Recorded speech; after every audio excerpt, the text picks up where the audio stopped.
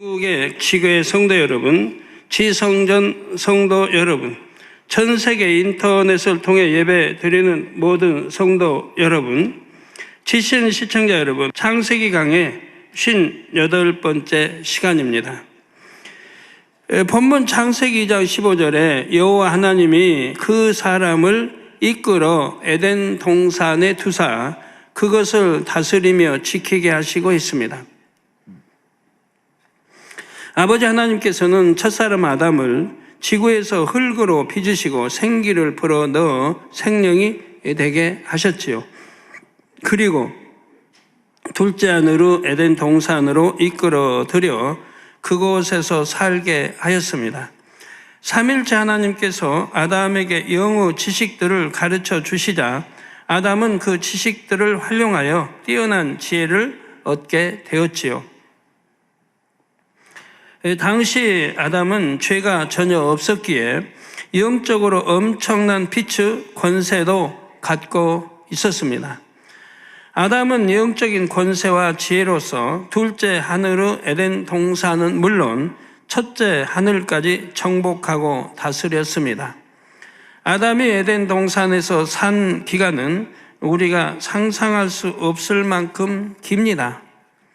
아담은 사실 무수한 세월 동안 에덴 동산에서 살면서 생육하고 번성했지요. 지구도 자주 왕래했습니다. 그 오랜 세월 동안에 많은 일들이 있었는데 그 중에는 지구와 연관된 일도 몇 가지 있지요.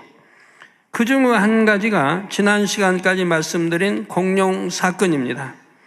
공룡 화석은 전 세계적으로 발견되는데 어느 순간 갑자기 멸종되고 말았지요.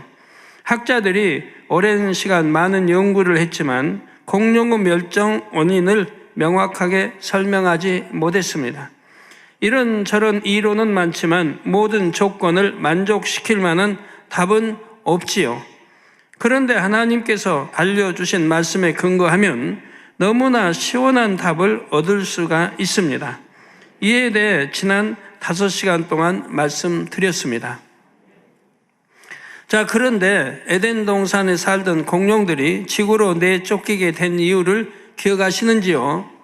공룡들이 모두에게 금지된 선악과를 따먹으려 했기 때문이었습니다. 선악과 나무가 있는 에덴 동산의 중앙 지역은 출입 금지 구역으로 그룹들이 지키고 있었습니다. 그런데 어느 날 아담이 대대적인 지구 행차를 하면서 그곳에 그룹들까지 모두 데리고 갔습니다. 공룡들은 이 기회를 놓치지 않고 선악과를 따먹으려 나아갔고 그러다 결국 하나님께 징벌을 받았지요. 한편 아담이 모든 그룹들을 데리고 지구에 내려간 이유는 무엇이었나요? 자신의 권세와 위엄을 나타내는 상징물을 지구에 어디에 세우면 좋을지를 살피기 위해서라 했습니다. 그런데 그만 공룡 사건이 일어나서 아담의 계획은 중단이 되었지요. 공룡들은 전부 지구로 내쫓겼고 40일 만에 모두 소멸되고 말았습니다. 공룡들로 인해 오염되고 파괴됐던 지구는 이내 원상복구됐고 안정을 되찾았습니다. 그 많은 세월이 지나자 아담은 예전에 계획했던 일을 다시 실행합니다. 그런데 아담의 마음에 변화가 생겼습니다.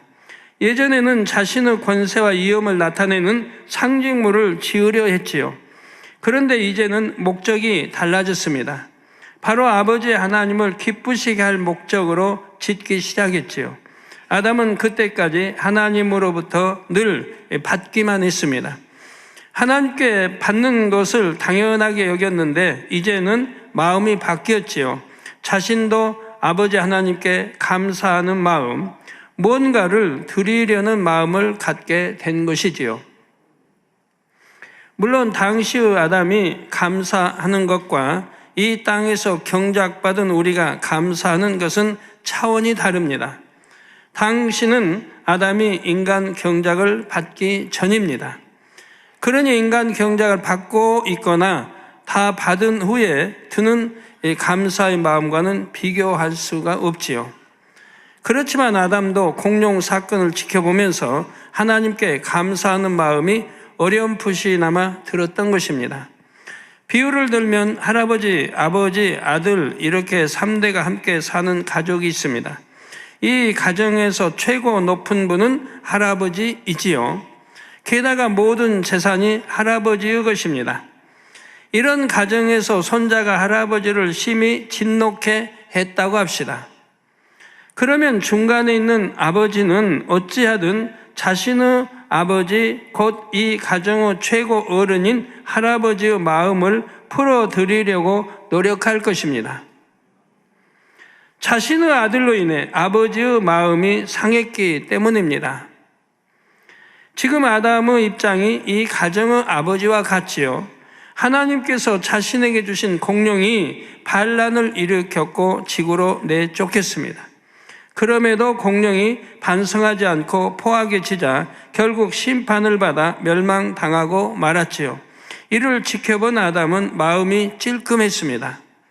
그래서 어찌하든 하나님을 기쁘게 해드려야겠다는 생각이 들었던 것입니다. 자신의 권세와 위엄을 드러내려는 마음이 쏙 들어가고 하나님이 보시기에 합당하게 만들어야겠다는 마음이 생겼지요. 삼일째 하나님을 상징하는 의미도 담으려 했습니다. 이렇게 하여 아담이 만든 건조물이 지금도 지구에 남아 있습니다. 그것은 과연 어디에 있는 무엇일까요? 에덴 동산에 살던 아담이 지구에서 가장 즐겨 찾던 이집트 나일강 주변에 있는 피라미드입니다. 현재까지 발견된 나일강 근처의 피라미드는 80기가 넘습니다. 그 모든 것을 아담이 지은 것은 아니지요. 그 중에서 기자 지역에 있는 3개의 피라미드만 아담이 지었습니다. 나머지는 후세 사람들이 그것을 보고 따라서 지었지요. 피라미드는 이집트뿐만 아니라 아시아와 아메리카에서도 다수 발견됐습니다. 중국의 장안 지역이나 중미의 멕시코 등이 대표적이지요. 이렇게 지역적으로 멀리 떨어진 곳에서 동일한 양식의 피라미드가 발견됐다는 것은 인류 문명의 출발점이 하나임을 증명합니다. 이에 대해서는 앞으로 더 자세히 설명드릴 때가 올 것입니다. 이제부터 제가 말씀드리는 피라미드는 이집트 기자 지역에 있는 3개의 피라미드를 가리킴을 기억해 주시기를 바랍니다.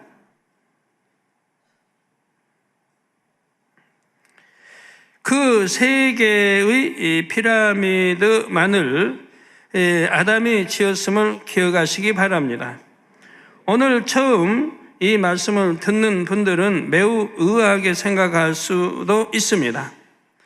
이집트 피라미드들이 고대 이집트 왕들의 무덤이라고 알려져 있기 때문이지요. 물론 이집트에 있는 피라미드 중에서 왕의 무덤으로 만들어진 것도 있지요. 그런데 기자 지역에 있는 대피라미드와 이후단 2개의 피라미드에서는 무덤으로 보이는 어떤 흔적도 찾지 못했습니다.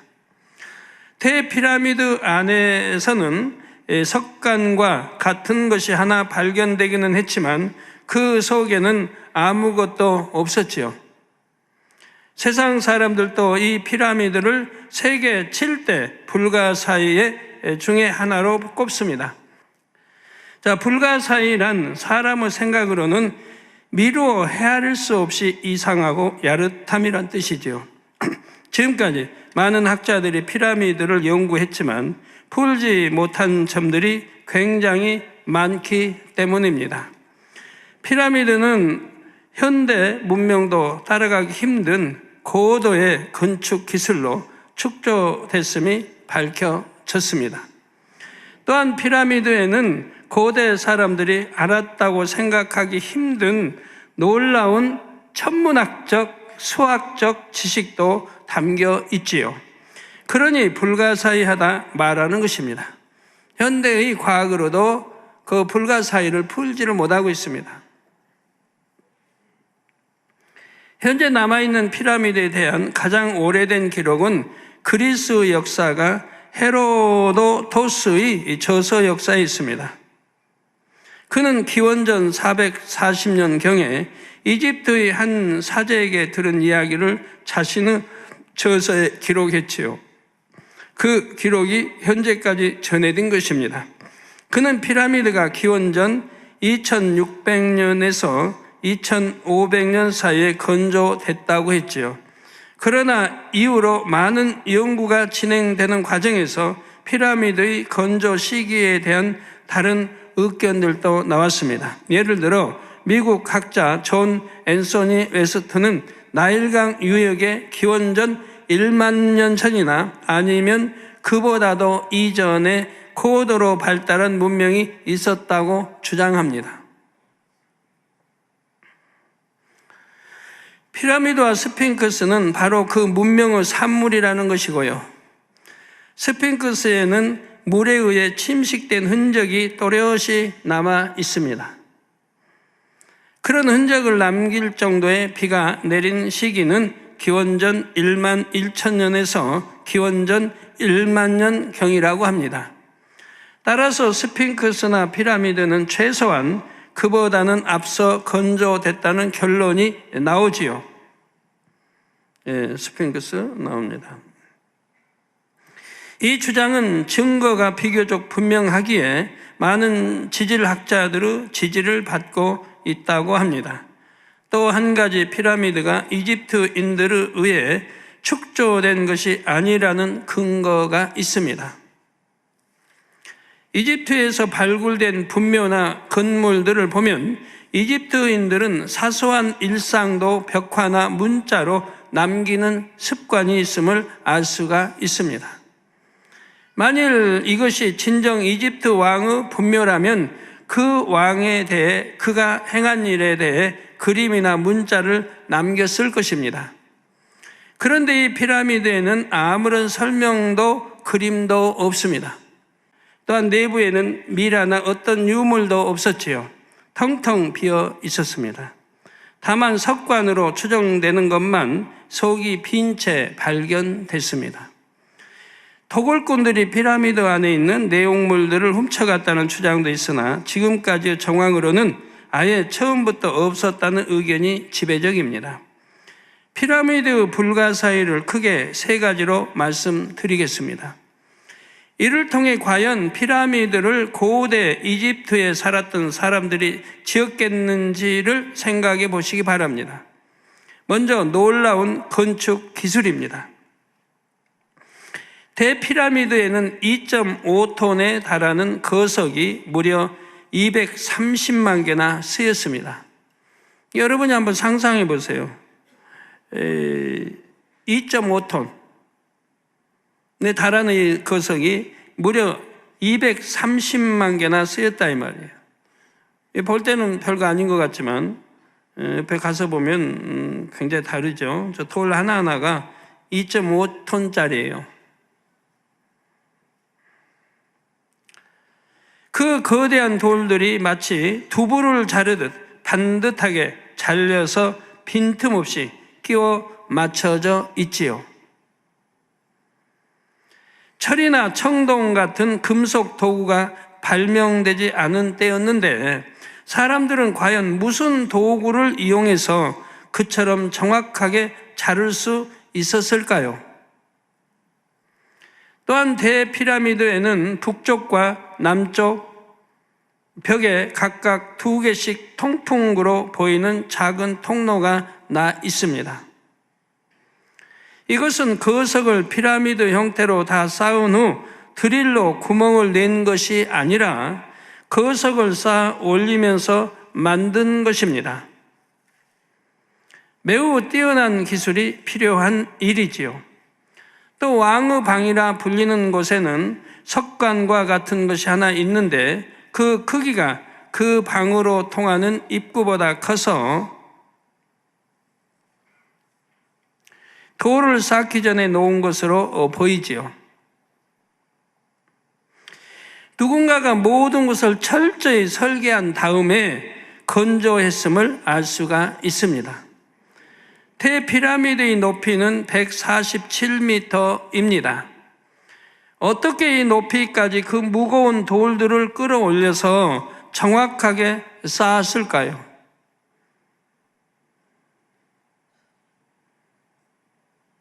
우리 인간이 추정해도 지금부터 4,600년 전 일입니다. 근데 그게 맞다는 게 아니고요.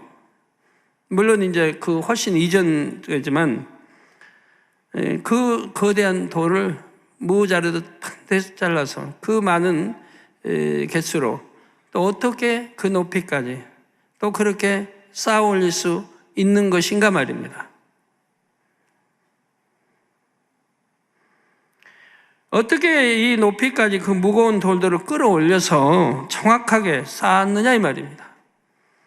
이것도 불가사의이지요. 건축 전문 기술자들에 따르면 공사용 경사로의 길이를 10대 1로 해야 인간의 힘으로 거석을 끌어올릴 수 있다고 합니다. 즉 대피라미드의 높이 147m에 대해 경사로의 길이가 1470m나 되어야 하지요. 자료가 지금 나오고 있습니다. 피라미드의 경사로입니다. 자, 저렇게 돼 있어야 돌을 끌어올려서 쌓을 수 있다 이 말이에요. 그 규모는 피라미드 본체의 3배나 됩니다. 거기에 피라미드를 이룬 돌 하나의 무게는 2.5톤인 점을 감안하면 경사로도 그만큼 튼튼해야죠. 이게 큰 그 경사로 2.5톤의 돌을 참 이렇게 올릴 수 있는 그 경사로. 어찌 보면 피라미드보다 경사로를 만드는 공사가 더 큰 일일 수 있습니다. 그래서 학자들은 수천 명의 노예들이 수십 년 걸려서 피라미드를 건조했다고 하지요. 그러나 단지 많은 노동력과 긴 시간만으로는 설명할 수 없는 부분들이 많습니다. 예를 들어 피라미드의 경사는 약 51.5도입니다. 이는 건축 구조상 가장 안정적인 각도인 52도에 매우 가깝게 맞추어져 있습니다. 그냥 대충 돌을 쌓아 만든 것이 아니라 정확한 측량과 계산을 해서 만들었다는 말입니다. 또 이 피라미드는 하중을 분산시킬 수 있도록 설계가 되어 있지요. 그래서 장구한 세월이 지났어도 붕괴되지 않는 것입니다. 대피라미드는 총 무게가 600만 톤이 넘습니다. 이 어마어마한 무게를 고려할 때 자체 중량에 의해 밑으로 내려앉는 치마 현상이 심각할 수밖에 없습니다. 현대 기술로 지어진 오늘날의 대형 빌딩들도 100년에 약 15cm 정도는 내려앉는 것이 보통이라고 합니다. 그런데 대피라미드는 수천 년, 그 이상의 기간이 지났는데도 겨우 5mm밖에 내려앉지 않았다는 말입니다. 피라미드가 얼마나 발달된 건축술로 지어졌는지를 알 수가 있지요. 또 이 피라미드 내 밑뼈는 거의 정확하게 동서남북을 가리키고 있습니다. 어떻게 고대에 이처럼 정확하게 방향을 측정할 수 있었을까요? 또한 대피라미드의 겉표면은 원래 돌을 가공하여 유리처럼 만든 돌판으로 덮여 있었습니다. 그래서 이 피라미드에 햇빛이 반사되면 그 빛을 상당히 먼 곳, 심지어는 달에서도 볼 수 있을 정도였다고 합니다. 고대에 그처럼 뛰어난 가공 기술이 있었다는 것도 불가사의이지요. 지금까지 말씀드린 이 모든 사실들은 피라미드가 고도로 발달한 건축 기술로 지어졌음을 말해 줍니다. 그런데 한 가지 재미있는 사실은 대피라미드보다 후에 지어진 피라미드들이 규모나 기술 면에서 훨씬 뒤떨어진다는 점입니다. 오히려 더 뛰어나야 되는데 훨씬 뒤떨어진다 이 말입니다. 그리고 비교도 안 되고요.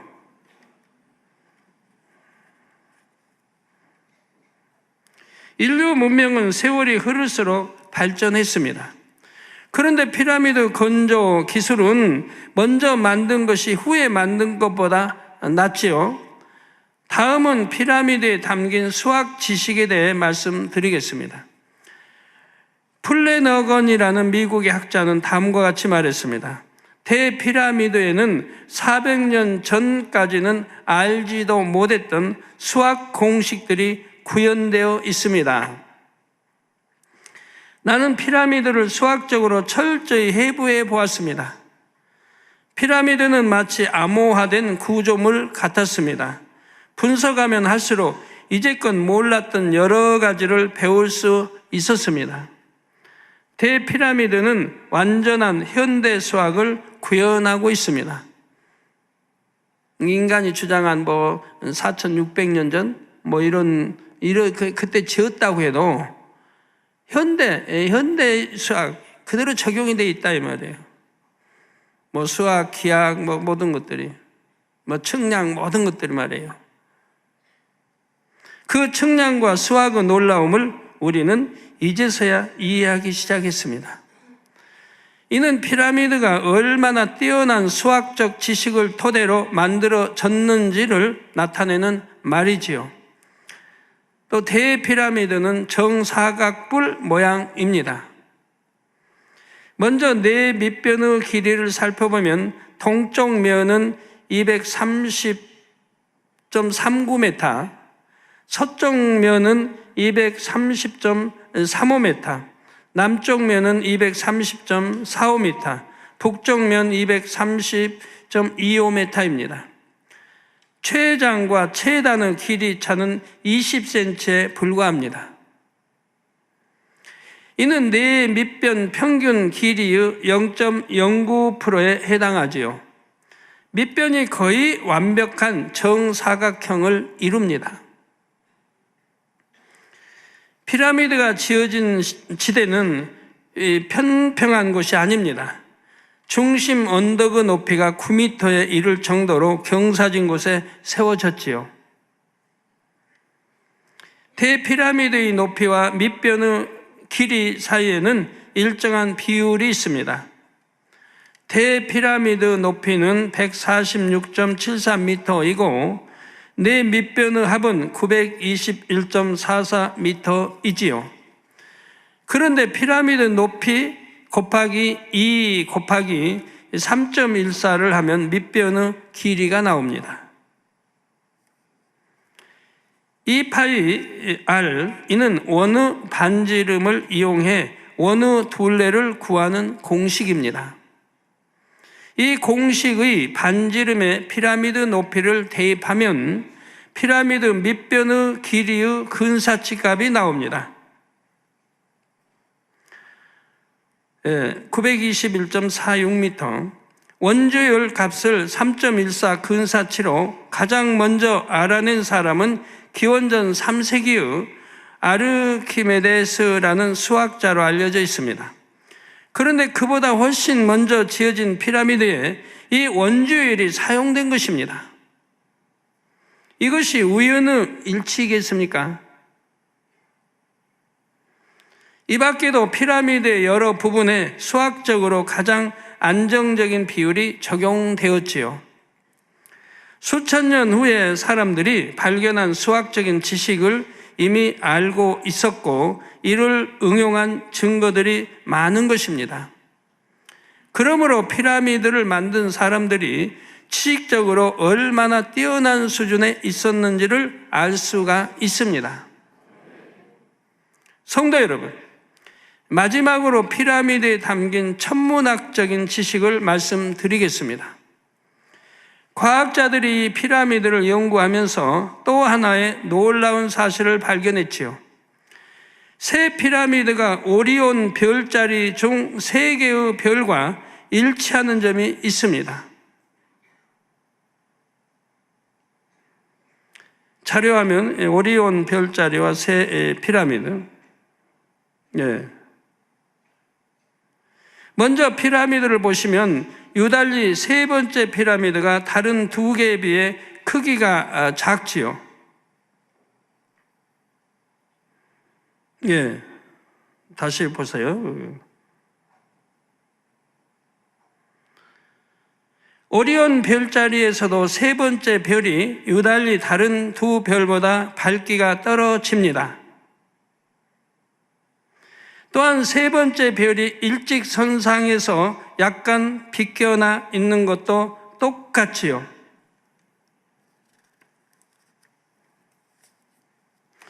여러분, 오리온 저 별자리는 하늘을 보면 자주 볼 수 있죠. 특히 여름 하늘입니까? 늘 볼 수 있는 거고요. 어떤 천문학자는 피라미드를 만든 시기가 혹시 이 별들이 피라미드 바로 위에 떠 있던 때가 아닐까 생각했다고 합니다. 이를 가정해 계산한 결과 피라미드가 만들어진 시기는 기원전 약 1만 450년이었지요. 그 시기의 하늘의 은하수는 피라미드 옆으로 흐르는 나일강의 위치와도 거의 중첩되어 펼쳐져 있었습니다. 앞서 어떤 학자가 스핑크스 침식 현장을 근거로 피라미드 건조 시기를 최소 기원전 1만 년 전이라고 주장했는데 여기서도 비슷하게 나왔지요. 이는 피라미드 건조 연대가 기원전 2500년경이 아니라 그보다 훨씬 전, 못해도 기원전 1만 년 전에 지어졌다는 주장을 뒷받침합니다. 지금까지 피라미드 불가사의를 크게 세 가지 측면에서 살펴보았습니다. 고대의 사람들이 알았을 리 없는 놀라운 지식과 기술이 이미 피라미드 안에 담겨 있었지요. 건축 기술면에 있어서는 현대의 기술보다 뛰어난 면도 있습니다. 사람들은 피라미드를 깊이 연구할수록 더욱 놀랄 뿐입니다. 그렇다면 과연 고대에 이처럼 뛰어난 지식과 기술을 갖고 있었던 사람이 누구였겠습니까? 바로 아담이지요. 아담이 어떻게 이처럼 지혜로울 수 있었을까요? 하나님께서 첫사람 아담에게 모든 지식과 지혜를 주셨기 때문입니다. 지배하고 다스리고 정복하라 했잖아요. 또 모든 이름들을 지어주겠잖아요. 얼마나 그 많은 종류의 이름들을 지어주려고 하면 얼마나 머리가 뛰어나야 되겠어요. 수백 종류, 수천 종류도 아니고.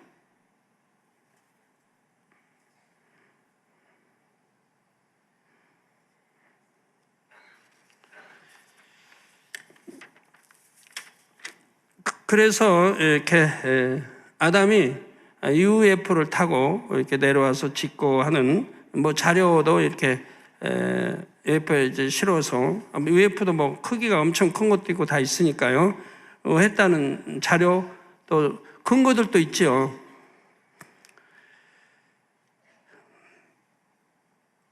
영국 정부가 그동안 비공개로 보관했던 UFO 목격 보고 및 관련 정부 문서 35건을 기밀 해제하고 공개했습니다. 이번에 공개된 문서 35건은 총 8,500쪽 분량으로 목격자들이 제출한 UFO의 사진과 그림, 묘사 내용, 국방부와 목격자 사이에 오간 서신, 의회 상원의 UFO 토론 내용 등이 들어 있었습니다. 그 중에 창세기 강해와 관련된 내용이 있어 소개해 드립니다. 조선일보 3월 4일 보도 내용입니다. 1998년 접수된 농부의 UFO 그림은 상상이라고 보기엔 지나치게 상세하다.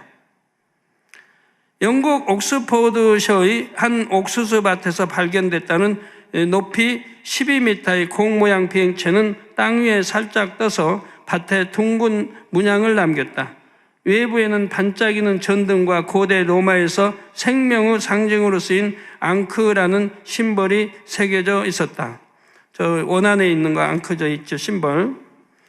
영국은 지금 이런 뭐 보리바지 이런 데든 이런 문양들 거대한 것들이 생겨나요. 오래전부터 있는 일들이에요.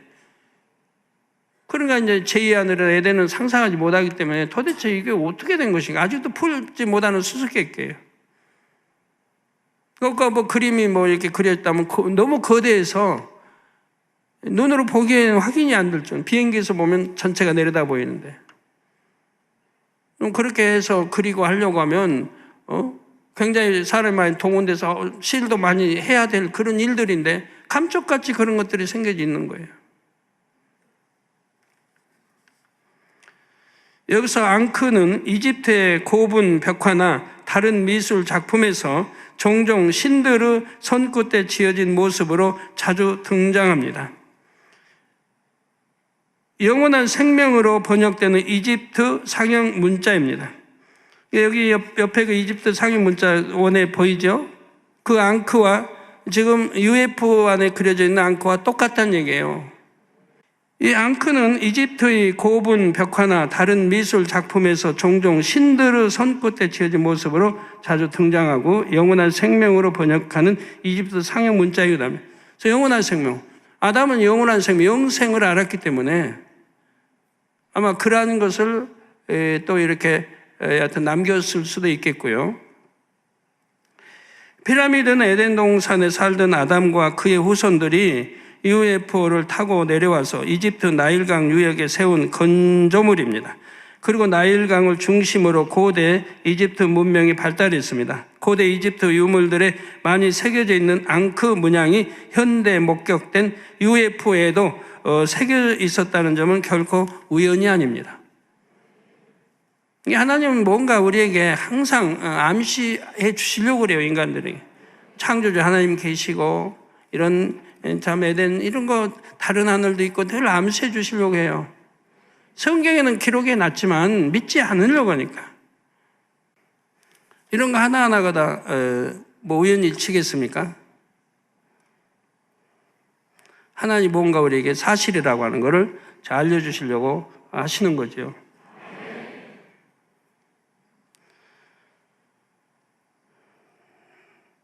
다음 시간에는 아담이 어떻게 피라미드를 지었는지를 말씀드리겠습니다.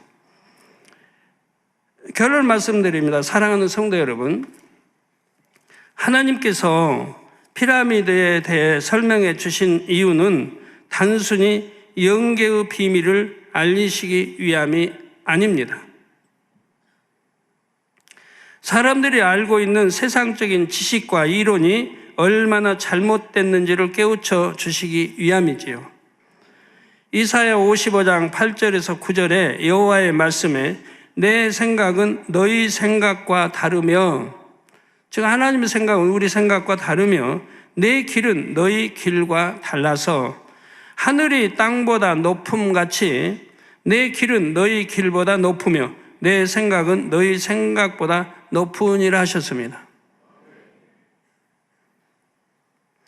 창조주 하나님은 우리가 상상할 수도 없는 크고 놀라운 일들을 능히 행하며 이루시는 분입니다. 이 사실을 믿어야 하지요. 에레미야 32장 27절에도 나는 여호와여 모든 육체의 하나님이라 내게 능치 못할 일이 있겠느냐 하셨습니다. 우리가 이러한 하나님의 능력을 힘입는다면 무엇을 하든지 불가능이 없고 막힐 것이 없습니다. 성도님들이 창세기 강해를 통해 육에 한정된 틀을 깨트리는 만큼 하나님의 무한한 능력을 받을 수가 있습니다. 하나님의 도구로서 크게 쓰임받을 수가 있습니다.